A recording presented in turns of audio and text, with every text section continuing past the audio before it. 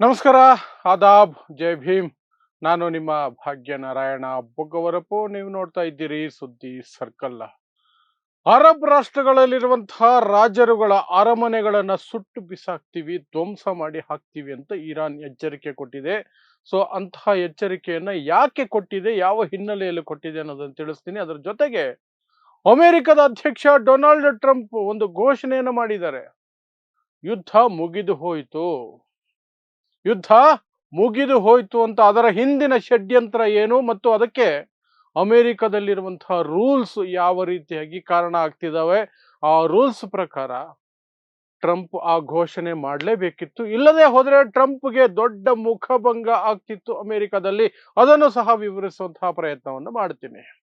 So ಮೊದಲಿಗೆ ಇರಾನ್ನಲ್ಲಿರುವಂತಹ ಒಬ್ಬರು parliamentarian ಅಥವಾ MP ಮೊಹಮ್ಮೂದ್ ಅನ್ನುವಂಥವರು ಒಂದು ಹೇಳಿಕೆಯನ್ನು ಕೊಟ್ಟಿದ್ದಾರೆ. ಒಂದು MP ಕೊಟ್ಟರೆ ಅದೇನು ಗಂಭೀರ ಹೇಳಿಕೆನ ಅಂತ ಪರಿಗಣಿಸ್ಬೇಕಾ ಅಂತ ನೀವು ಕೇಳಬಹುದು. ಆದರೆ ಅವರು ಕೇವಲ MP ಮಾತ್ರ ಅಲ್ಲ, ಮೆಂಬರ್ ಆಫ್ ಸೆಕ್ಯೂರಿಟಿ ಕೌನ್ಸಿಲ್, ಅಲ್ಲಿರುವಂತಹ ಸೆಕ್ಯೂರಿಟಿಗಾಗಿ ಮಾಡಿರುವಂತಹ ಕಮಿಟಿ ಇದೆಯಲ್ಲ ಅದು, ಮತ್ತು ಫಾರಿನ್ ಪಾಲಿಸಿ ಕಮಿಟಿಗಳಲ್ಲಿ ಮುಖ್ಯವಾದಂತಹ ಮೆಂಬರ್ ಅವರು. ಹಾಗಾಗಿ ಅವರ ಹೇಳಿಕೆಯನ್ನು ಗಂಭೀರವಾಗಿ ಪರಿಗಣಿಸಬೇಕಾಗುತ್ತೆ. ಅವರ ಹೇಳಿಕೆಯನ್ನು ಕೊಟ್ಟಿರುವಂತಹದ್ದು, ಅರಬ್ ರಾಷ್ಟ್ರಗಳಲ್ಲಿ ರಾಜರುಗಳು ಇದಾರಲ್ಲ, ಅರಮನೆಗಳು, ಅವುಗಳನ್ನು ನಾವು ಸುಟ್ಟು ಬಿಸಾಕ್ತೀವಿ, ಧ್ವಂಸ ಮಾಡಿ ಹಾಕ್ತೀವಿ ಅಂತ. ಯಾಕೆ ಅಂದ್ರೆ ಇನ್ನು ಒಂದೇ ಒಂದು ದೊಡ್ಡ ಲೀಡರ್ನ ಅವ್ರು ಯಾರಾದ್ರೂ ಕೊಂದ್ರೆ, ಇಸ್ರೇಲ್ ಆಗ್ಲಿ ಅಮೆರಿಕ ಆಗ್ಲಿ, ನಾವು ಅರಬ್ ರಾಷ್ಟ್ರದಲ್ಲಿರುವಂತಹ ದೊರೆಗಳ ಅರಮನೆಗಳಿದಾವಲ್ಲ ಅವುಗಳನ್ನ ಟಾರ್ಗೆಟ್ ಮಾಡಿ ಅಟ್ಯಾಕ್ ಮಾಡ್ತೀವಿ, ಬೆಂಕಿ ಹಾಕಿ ಸುಟ್ಟಾಕ್ಬಿಡ್ತೀವಿ ಅಂತ ಹೇಳ್ಕೊಂಡಿದ್ದಾರೆ. ಸೊ ಇಲ್ಲಿಯವರೆಗೆ ದೊಡ್ಡ ದೊಡ್ಡ ಲೀಡರ್ಸ್ನೆಲ್ಲ ಕೊಂದು ಹಾಕಿದಾರಲ್ಲ ಇರಾನ್ನಲ್ಲಿ. ಫೆಬ್ರವರಿ 28ನೇ ತಾರೀಕು ಅಲ್ಲಿನ ಸರ್ವೋಚ್ಚ ನಾಯಕನನ್ನೇ ಕೊಂದು ಹಾಕಿದ್ರಲ್ಲ, ಆಯತುಲ್ಲಾ ಅಲಿ ಖಾಮಿನಿ ಅವರನ್ನ. ಆ ನಂತರ ಅಲ್ಲಿದ್ದಂತಹ ಆರ್ಮಿ ಚೀಫ್ಗಳಿಂದ ಹಿಡಿದು ದೊಡ್ಡ ದೊಡ್ಡ ಆರ್ಮಿ ಆಫೀಸರ್ಗಳು, ದೊಡ್ಡ ದೊಡ್ಡ ಮಿನಿಸ್ಟರ್ಗಳು ಎಲ್ಲರನ್ನು ಕೊಲ್ತಾನೆ ಬರ್ತಿದ್ದಾರೆ. ಬಟ್ ಇರಾನ್ ಏನು ಯಾವತ್ತೂ ಹಿಂದಕ್ಕೆ ಸರಿದಿಲ್ಲ, ಹೆದರ್ಕೊಂಡು ಇಲ್ಲ, ಅದು ಶರಣಾಗತಿ ಅಂತೂ ಬಿಟ್ಟಾಕಿ, ಅದು ಆ ಕಡೆ ಯೋಚನೆನೇ ಮಾಡಿಲ್ಲ ಇರಾನ್. ಹಾಗಿದ್ದೂ ಸಹ ಅಮೆರಿಕ ಮತ್ತು ಇಸ್ರೇಲ್ ನಿರಂತರವಾಗಿ ಯಾರೆಲ್ಲ ಮೇಲಿನ ಹುದ್ದೆಗೆ ಬರ್ತಾರೋ ಅವರನ್ನ ಹುಡುಕಿ ಹುಡುಕಿ ಕೊಲ್ಲುವಂತಹ ಕ್ರೂರ ಕೃತ್ಯವನ್ನ ಅಮೆರಿಕ ಇಸ್ರೇಲ್ ಮಾಡ್ಕೊಂಡೇ ಬರ್ತಿದೆ. ಅದರಲ್ಲೂ ಇಸ್ರೇಲ್ ಮೊಸಾದ್, ಇಸ್ರೇಲ್ನ ಗುಪ್ತಚರ ಇಲಾಖೆ, ಅದನ್ನ ಉದ್ಯೋಗವಾಗಿ ಸ್ವೀಕರಿಸಿಕೊಂಡು ದಶಕಗಳಿಂದ ಅದೇ ಕೆಲಸ ಮಾಡ್ಕೊಂಡು ಬರ್ತಿದೆ. ಸೊ ಈಗ ಇರಾನ್ ಕಡೆಯಿಂದ ಈ ಎಚ್ಚರಿಕೆ ಬಂದಿದೆ, ಇಂಥ ಕೊಲೆಗಳು ನಿಲ್ಲಬೇಕು. ಇಲ್ಲದೆ ಹೋದ್ರೆ ಅರಬ್ ರಾಷ್ಟ್ರಗಳಲ್ಲಿರುವಂತಹ ಅರಮನೆಗಳು ಏನಿದಾವೆ ರಾಜರುಗಳದು, ಅಲ್ಲಿನ ದೊರೆಗಳದು, ಅವುಗಳನ್ನ ನಾವು ಟಾರ್ಗೆಟ್ ಮಾಡ್ತೀವಿ ಅಂತ. ಆದ್ರೆ ಅಮೆರಿಕ ಮತ್ತು ಇಸ್ರೇಲ್ ಮಾಡುವಂತಹ ಹತ್ಯೆಗಳಿಗೆ ಅರಬ್ ರಾಷ್ಟ್ರದ ದೊರೆಗಳ ಅರಮನೆಗಳನ್ನ ಟಾರ್ಗೆಟ್ ಮಾಡಿದ್ರೆ ಏನರ್ಥ? ಅದಕ್ಕೆ ಅರ್ಥ ಇದೆ. ಯಾಕೆಂದ್ರೆ ಅರಬ್ ರಾಷ್ಟ್ರಗಳು ಕಂಪ್ಲೀಟ್ ಆಗಿ ಶರಣಾಗಿ ಅಮೆರಿಕಾಗೆ, ಅವರಿಗೆ ಅಲ್ಲಿ ವಾಯುನೆಲೆ, ಸೇನಾ ನೆಲೆಗಳಿಗೆ ಜಾಗ ಮಾಡಿಕೊಟ್ಟಿದಾವಲ್ಲ. ಆ ವಾಯುನೆಲೆ, ಸೇನಾ ನೆಲೆಗಳಿಂದಾನೇ ತಾನೆ ಅರಬ್ ರಾಷ್ಟ್ರಗಳಿಂದ, ಆ ಸ್ಪಾಟ್ಗಳಿಂದಾನೇ ತಾನೆ ಇರಾನ್ ಮೇಲೆ ಅಮೆರಿಕ ದಾಳಿ ಮಾಡುವಂಥದ್ದು. ಆ ಕಾರಣಕ್ಕಾಗಿಯೇ ಯುದ್ಧ ಏನ್ ನಡೀತು, 40 ದಿನಗಳ ಯುದ್ಧ, ಆ ಸಂದರ್ಭದಲ್ಲಿ ಅರಬ್ ರಾಷ್ಟ್ರಗಳಲ್ಲಿದ್ದಂತಹ ಎಲ್ಲ ಅಮೆರಿಕದ ಸೇನಾ ನೆಲೆ, ವಾಯುನೆಲೆ ಏನೇ ಇರಬಹುದು ಅದನ್ನ ಟಾರ್ಗೆಟ್ ಮಾಡಿ ಮಿಸೈಲ್ಗಳನ್ನ ಇರಾನ್ ಹಾಕಿದ್ದು ಮತ್ತು ಸಾಕಷ್ಟು ವಾಯುನೆಲೆ, ಸೇನಾ ನೆಲೆಗಳನ್ನ ಧ್ವಂಸ ಮಾಡಿದ್ದು ಸಹ ಮಾಡಿದೆ. ರೆಡಾರ್ ಸಿಸ್ಟಮ್ನ ಕಂಪ್ಲೀಟ್ ಆಗಿ ನಾಶ ಮಾಡಿ ಬಿಸಾಕಿದೆ. ಅರಬ್ ರಾಷ್ಟ್ರಗಳಲ್ಲಿದ್ದಂತಹ ಪ್ರಮುಖ 7 ಏನು ರೆಡಾರ್ ಸಿಸ್ಟಮ್ ಏನಿತ್ತು ಅಮೆರಿಕದು, ಆ 7ರಲ್ಲಿ 5 ರೆಡಾರ್ ಸಿಸ್ಟಮ್ಗಳು ಇವತ್ತು ಇಲ್ಲ. ಮತ್ತು ರೆಡಾರ್ ಸಿಸ್ಟಮ್ನ ಧ್ವಂಸ ಮಾಡಿದ ತಕ್ಷಣ ಏನ್ ದೊಡ್ಡ ನಷ್ಟ ಆಗುತ್ತಾ, ಇಮ್ಮಿಡಿಯೇಟ್ ಆಗಿ ಹಾಕೊಂಡ್ಬಿಡ್ತಾರೆ ಅಂದ್ರೆ ನೋ. ಅದನ್ನ ಮರುಸ್ಥಾಪನೆ ಮಾಡ್ಬೇಕಂದ್ರೆ ಬಿಲಿಯನ್ ಗಟ್ಲೆ ಡಾಲರ್ಗಳು ದುಡ್ಡು ಬೇಕಾಗತ್ತೆ. ಅದರ ಜೊತೆಗೆ ಮತ್ತೆ ಅದೇ ಸಾಮರ್ಥ್ಯದ ಒಂದು ರೆಡಾರ್ ಸಿಸ್ಟಮ್ ಅನ್ನ ಸ್ಥಾಪನೆ ಮಾಡಬೇಕಾದ್ರೆ 2ರಿಂದ 3 ವರ್ಷ ಹಿಡಿಯುತ್ತೆ. ಅಲ್ಲಿಯವರೆಗೆ ಕುರುಡಾಗಿರ್ತವೆ ಆ ದೇಶಗಳು. ರೆಡಾರ್ ಸಿಸ್ಟಮ್ ಏನಕ್ಕೆ ಬಳಕೆ ಆಗೋದು? ಮಿಸೈಲ್ ಬರ್ತಿದ್ರೆ ಆಂಟಿ ಮಿಸೈಲ್ ಸಿಸ್ಟಮ್ ಹೋಗಿ ಅದನ್ನ ಮೇಲೇನೆ ಹೊಡೆದಾಕತ್ತಲ್ಲ. ಈ ಆಂಟಿ ಮಿಸೈಲ್ ಸಿಸ್ಟಮ್ಗೆ ರೆಡಾರೇ ಸೂಚನೆಗಳನ್ನ ಕೊಡೋದು, ದಾರಿ ತೋರಿಸೋದು. ಸೊ ಅದು ಕಣ್ಣು, ಆಂಟಿ ಮಿಸೈಲ್ ಸಿಸ್ಟಮ್ಗೆ ಕಣ್ಣು ರೆಡಾರ್ ಸಿಸ್ಟಮ್. ಆ ರೆಡಾರ್ ಸಿಸ್ಟಮ್ ಅನ್ನ ಮುಗಿಸ್ಬಿಟ್ರೆ ಆಂಟಿ ಮಿಸೈಲ್ ಸಿಸ್ಟಮ್ ಏನ್ ಮಾಡಕ್ಕಾಗಲ್ಲ, ಅದು ಕುರುಡಾಗ್ಬಿಡುತ್ತೆ. ಆ ಕಾರಣಕ್ಕಾಗಿಯೇ ರೆಡಾರ್ ಸಿಸ್ಟಮ್ ಅಷ್ಟು ದೊಡ್ಡ ಮುಖ್ಯವಾದಂಥದ್ದು. ಅಂತಹ ರೆಡಾರ್ ಸಿಸ್ಟಮ್ಗಳನ್ನ ಇರಾನ್ ನಾಶ ಮಾಡಿದ್ದು ಅರಬ್ ರಾಷ್ಟ್ರಗಳಲ್ಲಿ. ಕಾರಣ, ಅರಬ್ ರಾಷ್ಟ್ರಗಳು ಅಮೆರಿಕಾಗೆ ಜಾಗ ಕೊಟ್ಟಿದ್ದಾವೆ, ತಮ್ಮ ಭೂಮಿಯನ್ನು ಬಳಸೋದಕ್ಕೆ ಬಿಟ್ಟಿದ್ದಾವೆ ಅಂತ.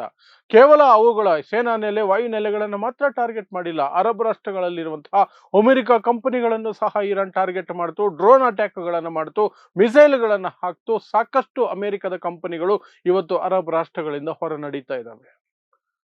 ಯಾವಾಗೆಲ್ಲ ಅಮೆರಿಕ ಯುರೋಪ್ ಏನು ರಿಫೈನರಿಗಳ ಮೇಲೆ ಟಾರ್ಗೆಟ್ ಮಾಡಿ ಅಟ್ಯಾಕ್ ಮಾಡ್ತೋ, ಇರಾನ್ನ ರಿಫೈನರಿಗಳ ಮೇಲೆ ಟಾರ್ಗೆಟ್ ಮಾಡ್ತೋ, ಇರಾನ್ ಅರಬ್ ರಾಷ್ಟ್ರಗಳಲ್ಲಿರುವಂತಹ ರಿಫೈನರಿಗಳ ಮೇಲೆ ಟಾರ್ಗೆಟ್ ಮಾಡ್ತು. ಯಾಕೆಂದ್ರೆ ಒಂದಲ್ಲ ಒಂದು ರೀತಿಯಲ್ಲಿ ಅದು ಅಮೆರಿಕಾಗೆ ಸಂಬಂಧಪಟ್ಟವ ಆಗಿರ್ತವೆ, ಪಾರ್ಟ್ನರ್ಶಿಪ್ ಆದ್ರೂ ಇರ್ತದೆ, ಏನಾದ್ರೂ ಇರ್ತದೆ. ಒಟ್ಟಿನಲ್ಲಿ ಅಮೆರಿಕ ಜೊತೆ ಅವರು ಸಹಕರಿಸ್ಕೊಂಡಿದ್ದಾರೆ.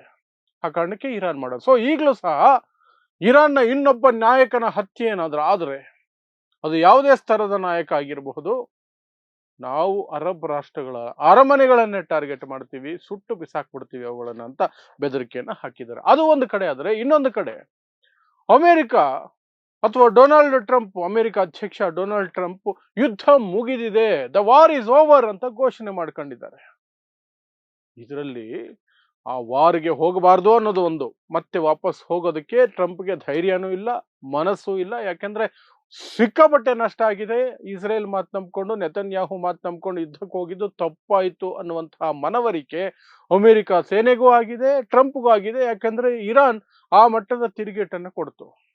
ಇರಾನ್ಗೆ ಬಹಳ ನಷ್ಟ ಆಗಿದೆ, ಆದರೆ ಅದೇ ಪ್ರಮಾಣದಲ್ಲಿ, ಅದೇ ತೀವ್ರತೆಯಲ್ಲಿ ಅಮೆರಿಕಗೂ ಸಹ ನಷ್ಟ ಆಗಿದೆ. ಸೊ ಆ ಭಯಕ್ಕೆ ಏನಾದರೂ ಮಾಡಿ ಪರ್ಮನೆಂಟ್ ಆಗಿ ಸೀಸ್ ಫೈರ್ ಆಗಿಬಿಡಬೇಕು ಅಂತ ಪಾಕಿಸ್ತಾನಕ್ಕೆ ದುಂಬಾಲು ಬಿದ್ದು, ಪಾಕಿಸ್ತಾನದ ಕಾಲು ಹಿಡಿದು ಅಮೆರಿಕ ಪ್ರಯತ್ನ ನಡೆಸ್ತಿದೆ. ಇದರ ನಡುವೆ ಇವತ್ತು ಡೊನಾಲ್ಡ್ ಟ್ರಂಪ್ ಯುದ್ಧ ಮುಗಿದು ಹೋಯಿತು ಅಂತ ಘೋಷಣೆಯನ್ನ ಮಾಡಿದ್ರು. ಅದರ ಹಿಂದೆ ದೊಡ್ಡ ರಾಜಕೀಯ ಇದೆ. ಯುದ್ಧ ಮುಗಿದಿಲ್ಲ, ಅದು ಟ್ರಂಪ್ಗೂ ಗೊತ್ತು, ಅಮೆರಿಕ ಜನತೆಗೆ ಗೊತ್ತು, ಎಲ್ರಿಗೂ ಗೊತ್ತು. ಆದರೆ ಅಮೆರಿಕದಲ್ಲಿರುವಂತಹ ಒಂದು ಕಾನೂನು ಡೊನಾಲ್ಡ್ ಟ್ರಂಪ್ಗೆ ಅಂತಹ ಘೋಷಣೆ ಮಾಡಲೇಬೇಕಾದಂತಹ ಅನಿವಾರ್ಯತೆಯನ್ನು ತಂದಿಡ್ತು. ಇಲ್ಲದೆ ಹೋದ್ರೆ ಟ್ರಂಪ್ಗೆ ಅವಮಾನ ಆಗುವ ಸಾಧ್ಯತೆ ಇತ್ತು. ಏನದು ಕಾನೂನು? ಯಾವುದೇ ಯುದ್ಧ 60 ದಿನಗಳಿಗಿಂತ ಹೆಚ್ಚಿಗೆ ಹೋದರೆ 60 ದಿನಗಳ ನಂತರ ಸಂಸತ್ತನ್ನ ಕರೆದು ಸಂಸತ್ತಿನಲ್ಲಿ ಒಪ್ಪಿಗೆ ಪಡೆದುಕೊಳ್ಳಬೇಕಾಗತ್ತೆ. ಈ ಡೊನಾಲ್ಡ್ ಟ್ರಂಪ್ಗೆ ಈಗಿರೋ ಪರಿಸ್ಥಿತಿಯಲ್ಲಿ ಡೊನಾಲ್ಡ್ ಟ್ರಂಪ್ ಯುದ್ಧವನ್ನ ಎಲ್ಲರೂ ವಿರೋಧಿಸ್ತಾ ಇದ್ದಾರೆ. ವಿಪಕ್ಷಗಳು ಮಾತ್ರ ಅಲ್ಲ, ಅವರದೇ ಪಕ್ಷ ರಿಪಬ್ಲಿಕನ್ ಪಾರ್ಟಿ ಮೆಂಬರ್ಗಳು ಸಹ ಸಾಕಷ್ಟು ಜನ ವಿರೋಧಿಸ್ತಾ ಇದ್ದಾರೆ. ಇಂಪೀಚ್ಮೆಂಟ್ಗೆ ವಿರೋಧ ಪಕ್ಷಗಳು ಪ್ರಯತ್ನಿಸ್ತಾ ಇದ್ದಾವೆ. ಈ ನಡುವೆ ಸಂಸತ್ತನ್ನ ಕರೆದು, ಅಲ್ಲಿ ಕಾಂಗ್ರೆಸ್ ಅಂತ ಕರೀತಾರೆ, ಆ ಕಾಂಗ್ರೆಸ್ ಅನ್ನ ಕರೆದು ಅಲ್ಲಿ ಒಪ್ಪಿಗೆ ಪಡೆಯೋದು ಅಂದ್ರೆ ಅದು ಟ್ರಂಪ್ ಕತೆ ಮುಗದಂಗೆ, ದೊಡ್ಡ ಅವಮಾನ ಆದಂಗೆ. ಹಾಗಾಗಿ 60 ದಿನಗಳು ಪೂರೈಸೋದಕ್ಕೆ ಮೊದಲೇನೆ ಯುದ್ಧ ಮುಗಿದೋಯ್ತು ಅಂತ ಹೇಳಿದ್ರೆ ಆ 60 ದಿನಗಳ ಕಂಡೀಷನ್ ಪ್ರಕಾರ ಆ ಒಂದು ಪಾರ್ಲಿಮೆಂಟ್ ಅನ್ನ ಕರಿಬೇಕಾದ ಅಥವಾ ಕಾಂಗ್ರೆಸ್ ಅನ್ನ ಕರಿಬೇಕಾದಂತಹ ಅನಿವಾರ್ಯತೆ ಟ್ರಂಪ್ಗೆ ಇರಲ್ಲ. ಆ ಮೂಲಕ ಅಮೆರಿಕ ಜನರಿಗೆ ಮಂಕುಬುದ್ಧಿ ಏರಿಸುವಂತಹ ಕೆಲಸವನ್ನ ಡೊನಾಲ್ಡ್ ಟ್ರಂಪ್ ಚೆನ್ನಾಗಿ ಮಾಡಿದ್ದಾರೆ. ಬಟ್ ಈ ಎಲ್ಲ ತಂತ್ರಗಳು ಜನರಿಗೂ ಅರ್ಥ ಆಗುತ್ತೆ, ಅದು ಅಮೆರಿಕದ ಜನ, ವೆಲ್ ಅಪ್ಡೇಟೆಡ್ ಜನ, ಅವ್ರಿಗೂ ಅರ್ಥ ಆಗುತ್ತೆ. ವಿಪಕ್ಷಗಳು ಸಹ ಬೇರೆ ಮಾರ್ಗಗಳನ್ನ ಹುಡುಕ್ತವೆ ಟ್ರಂಪ್ ಈ ಯುದ್ಧದಾಹವನ್ನ ಕಟ್ ಮಾಡಿ ಬಿಸಾಕೋದಕ್ಕೆ. ಸೊ ಟ್ರಂಪ್ ಈ 60 ದಿನಗಳ ಮೊದಲೇನೆ ಯುದ್ಧ ಮುಗಿದು ಇದೆ ಅಂತ ಹೇಳ್ಕೊಂಡಿರೋದಿದೆಯಲ್ಲ, ಅದು ಬರೀ ಹೇಳಿಕೆ ಅಷ್ಟೇ. ಅದೊಂದು ರಾಜಕೀಯ ತಂತ್ರ. ಅದು ಅಲ್ಲಿನ ಕಾನೂನಿನ ಪ್ರಕಾರ ಅದರ ಕುಣಿಕೆಯಿಂದ ತಪ್ಪಿಸ್ಕೊಳ್ಳೋದಕ್ಕೆ, ಅದರ ಅವಮಾನದಿಂದ ತಪ್ಪಿಸ್ಕೊಳ್ಳೋದಕ್ಕೆ ಟ್ರಂಪ್ ಮಾಡಿರುವಂತಹ ಒಂದು ತಂತ್ರ ಅಷ್ಟೇ. ಅದು ನೀವು ಅರ್ಥ ಮಾಡ್ಕೊಳ್ಬೇಕು.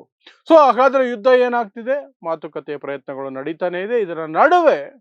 ಇದರ ನಡುವೆ ಇಸ್ರೇಲ್ಗೆ ಅಮೆರಿಕ 6,500 ಟನ್ ಶಸ್ತ್ರಾಸ್ತ್ರಗಳನ್ನು ಪೂರೈಸಿದೆ.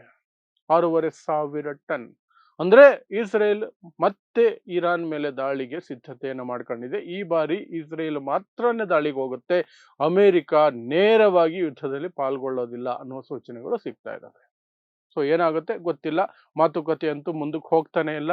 ಇರಾನ್ ಅವರು ಹೇಳ್ತಿರೋದು ಒಂದೇ ಮಾತು, ಹೊರ್ಮುಜಿಂದ ಅಮೆರಿಕ ಹಿಂದಕ್ಕೆ ಹೋಗದೆ ನಾವು ಯಾವ ಮಾತುಕತೆಗೂ ಬರೋದಿಲ್ಲ.